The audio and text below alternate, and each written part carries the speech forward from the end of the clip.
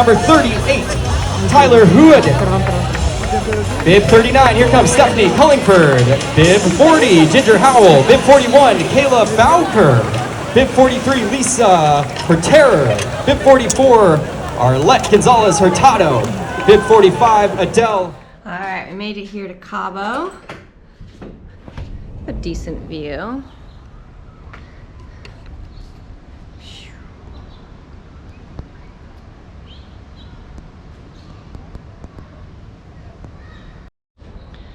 So I'm just gonna put my bike together here. I just got back from the gym where I did like 35 minutes of bike run using the trainer, or not the trainer, not the elliptical. Oh my goodness. The stationary bike and then the treadmill, just to get the body moving after travel. It was an easy flight, only 2 hours to get here from Phoenix. So nothing crazy, but enough that you want to get some movement in. And I had some time to kill, so here we go. Time to put the bike together and make sure everything is working.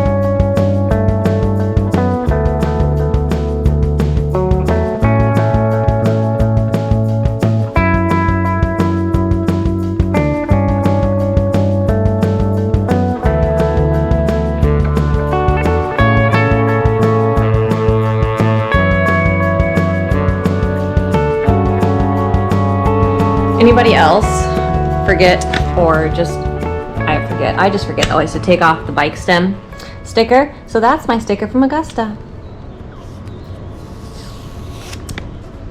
Time for a new one. Good morning from Mexico. Beautiful morning here. I'm just headed out for a really short ride before it gets too crowded. Make sure everything's working on my bike, and then go find some more coffee and get everything set up for today. It's kind of a short trip. Flying in Friday, races Sunday, really does make it feel like you're kind of rushed today. Like I feel like I have a lot to do today, which I don't love before racing. So yeah, we'll see how it goes. All right, let's go for a ride. It says, Luke, take the dust up. Oh my goodness, that's a cool hat. And Bear has a ball hat.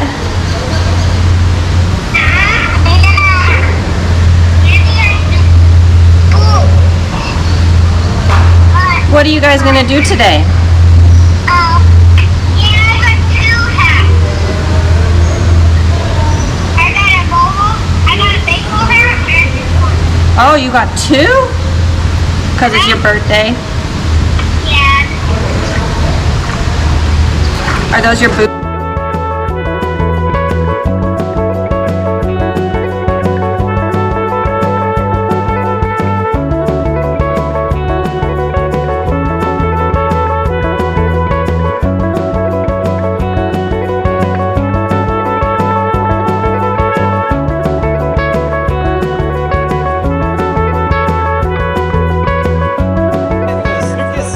Bib 48, Carly Johan. Bib 50, Adriana Carreño. And Bib 77, Carolyn Olson. And with that, let's make some noise for our women's professional field on the start line. Estamos a 2 minutos y medio de dar el arranque. 2 minutos y medio, así que todos tranquilos. Y vamos a esperar.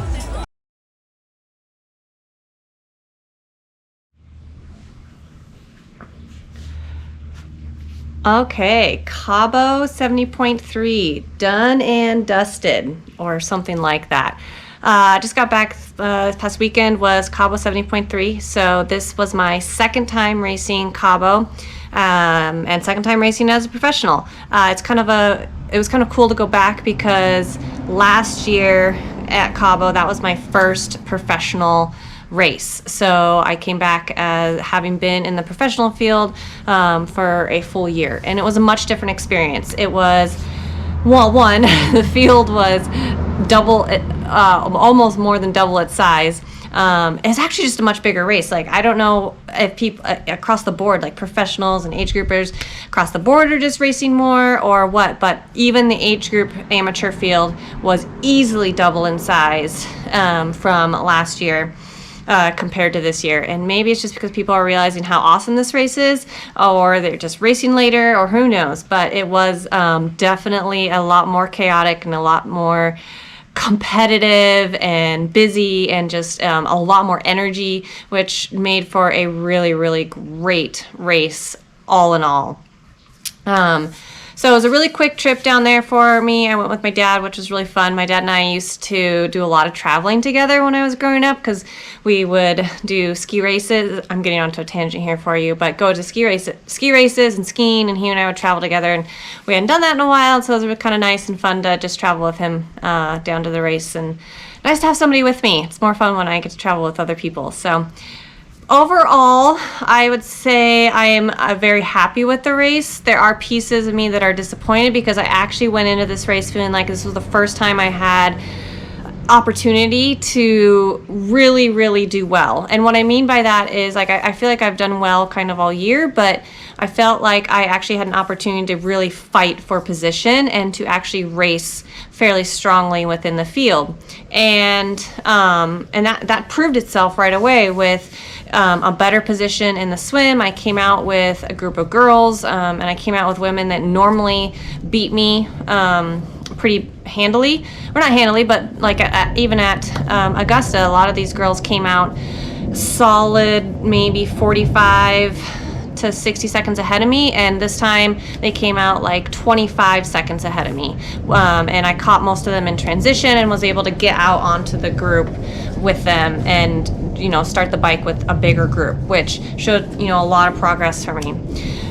So things were going pretty well. I felt really good. I felt amazing on the bike in the first lap. I felt like I was able to bridge the gap to people. I was holding power numbers I hadn't seen in a long time, and I was kind of able to ride with a couple of girls that and one of the girls that placed in the top 6. I was able to ride with her, and that's where I believe that I should be. And so things were looking really great. I hit the second turnaround to go back out for the second lap, and it was like the lights went out for me. All of a sudden I was so nauseated. I felt like I had a delayed sense of motion sickness. So ever since I had kids, especially after Baylor, my motion sickness is horrible. Like, elevators make me feel sick. Riding up escalators, the walking pathways in a airport are a no-go zone for me. And that's kind of how I felt. Anytime I would spike my heart rate above about 140, I would start to vomit in my mouth. I would feel like I was going to pass out. I was really dizzy and so nauseated. I threw up a couple times in my mouth, and I was able to get all my nutrition down, and it wasn't one of those where I was having a hard time doing those things. In fact, the nutrition, tasted fine and did fine, and it was never the vomiting-ish feeling and the nausea feeling was never tied to my nutrition. It seemed tied to when I would spike my heart rate, or it just kind of pushed myself a little bit.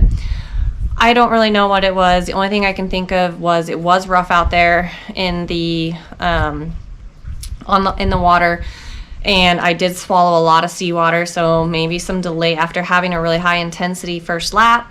Maybe my body was just rejecting the seawater, or maybe I was motion sick and that caused it. I don't know. So I had to back it way off. I lost the group. I bled time on the bike.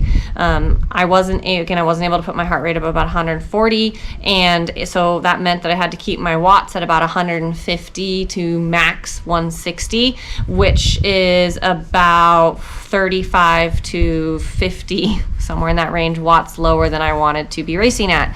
that's a huge number. My overall speed dropped from 36 kilometers an hour to about 32 to 33 average kilometers per hour. So as you can imagine, really huge drop in space and time.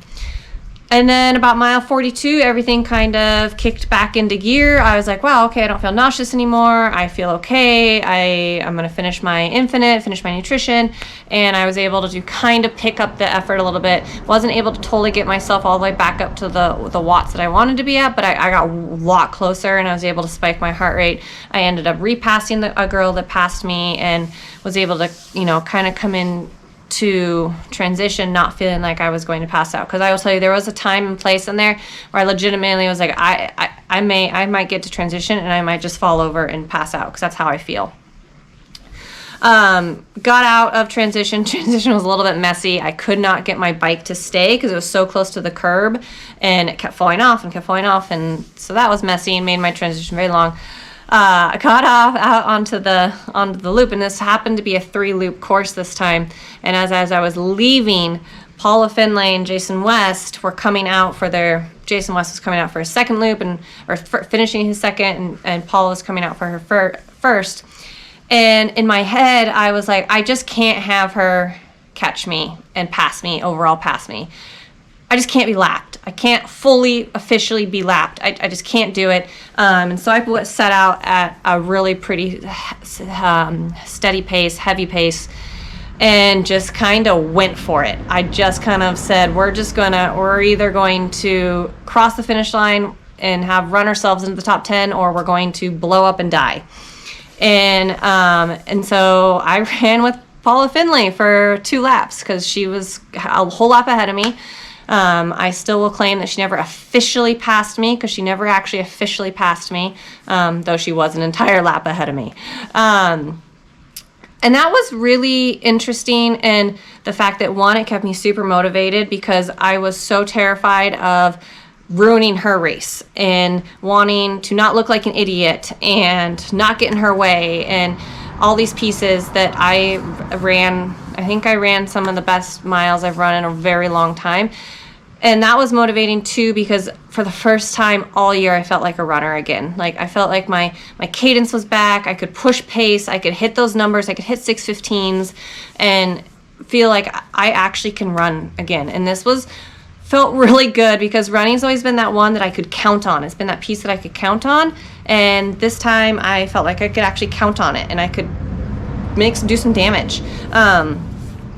And so hopefully I didn't ruin her race. I told her, I was like, I'm a lap behind you. You don't worry about me. And if I'm in your way, you just tell me and I will move over, or I'll drop back, or I'll get out of your way.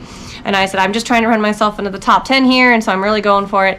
And I just kind of stayed just ahead of her and ran as hard as I could. Never did actually make it in the top 10. I ended up being like 20 seconds out. I just missed it.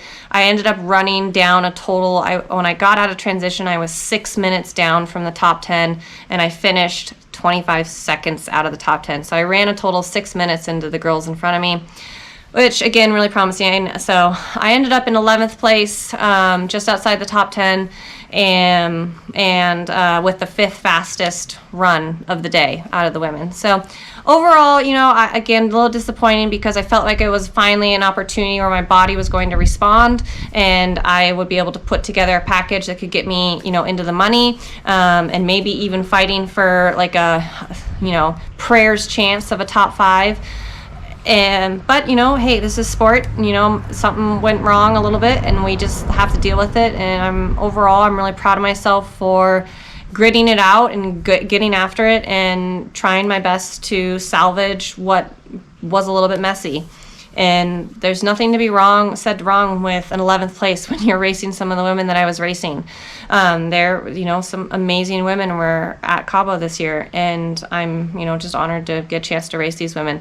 It's one of those where, I really reminded myself that I'm out here because I chose to be a professional, because I wanted to push myself to that next level. I didn't want to just win races. I do want to win races, but I didn't want to just win them. I wanted to start losing a little bit and have to try new things and figure out how to do that next step. And that's what this is, you know, that's what this whole journey has been.